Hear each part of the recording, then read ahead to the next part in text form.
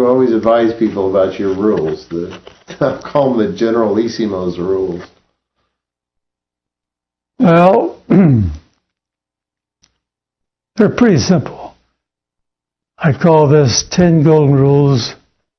It's like 36 years of hindsight. Mm-hmm. Well, what I thought led me to be successful. Be professionally competent. What the hell you're doing? Integrity is everything. Don't be comfortable with second place. Well, that's very good. A lot of people get red ribbons, and oh boy, I have second place. Don't be comfortable with second place. Try harder. Like in the DMZ, second place is no good. Yeah. Be faithful to your subordinates. Take care of your troops. A sense of humor is critical for long-range success. You have to be able to laugh, find some outlet. Otherwise, in the long term, you'll fizzle out. Do you have any remembers of a particularly funny thing that happened in the military? Or in your life? You're talking about in Vietnam, the pranks are sort of the Aussies, the Australians are playing. Oh, yeah. No, I think... but you kept a sense of humor. Kept a sense of humor, and I guess the Pentagon is the hardest place to keep your sense of humor. Because the hours are so long. The bureaucracy to get something done seems endless. So many people have to agree. And all you need is one naysayer, and the whole thing stops. Sounds like Congress. Hey, you haven't even gotten to Congress yet. But 6 is loyalty to your mission, your family, and yourself is paramount.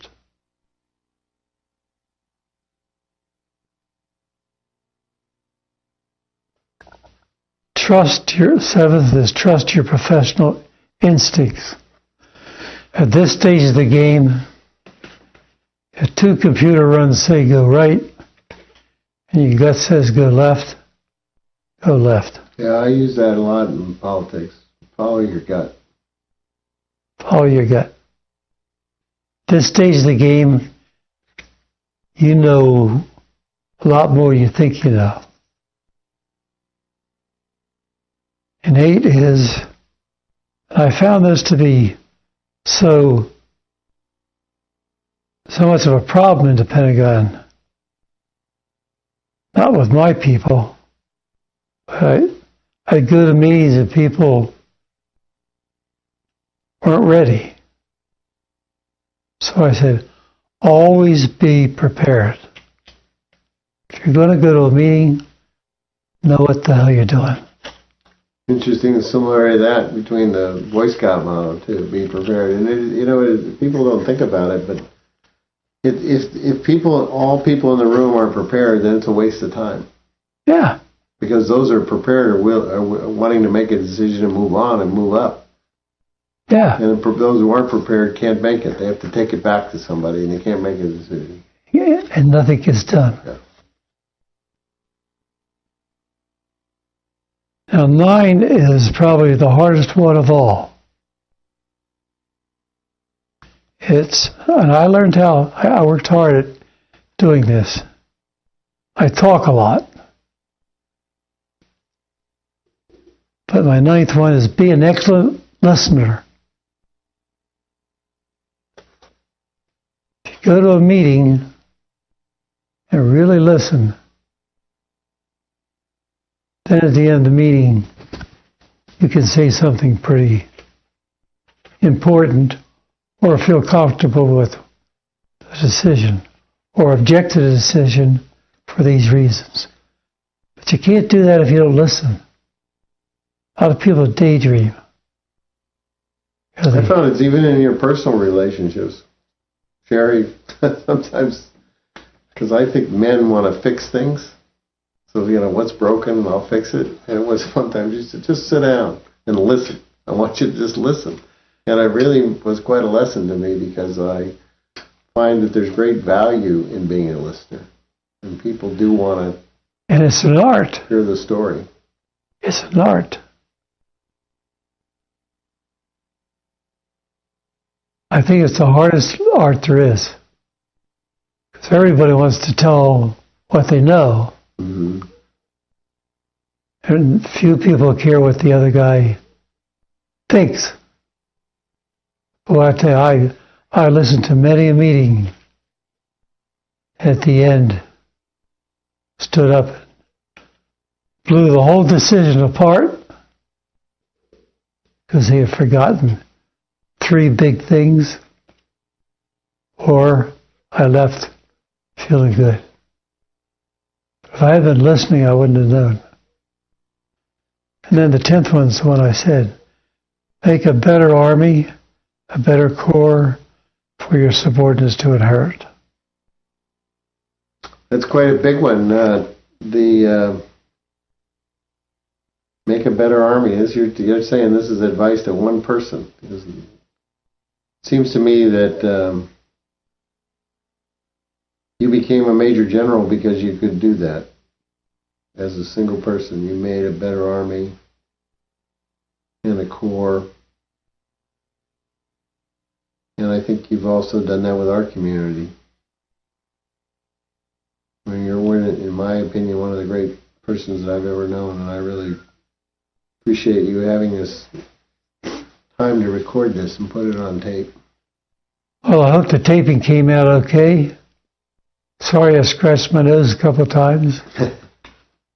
Is there anything you want to say? Last thing? Anything about anything? Yeah, I think I'd like to say that the people who live here in this peninsula take an awful lot every day for granted. That you are living in a special place in the world, and you have the best hospitals here, you have the best of everything here. I just wish more people would wake up every morning and say, man, I'm really lucky to be here. Because a lot of people just assume everything. You're lucky to be here by giving something back. Is that what you're asking to? Put something into it. Yeah. Make it better than you found it. Make it better than you found it. And there's so many people who I work with, that's what they do. Dr. Elliot Light. He's about the poorest doctors in the county. He's a general practitioner.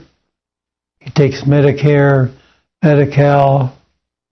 He takes all the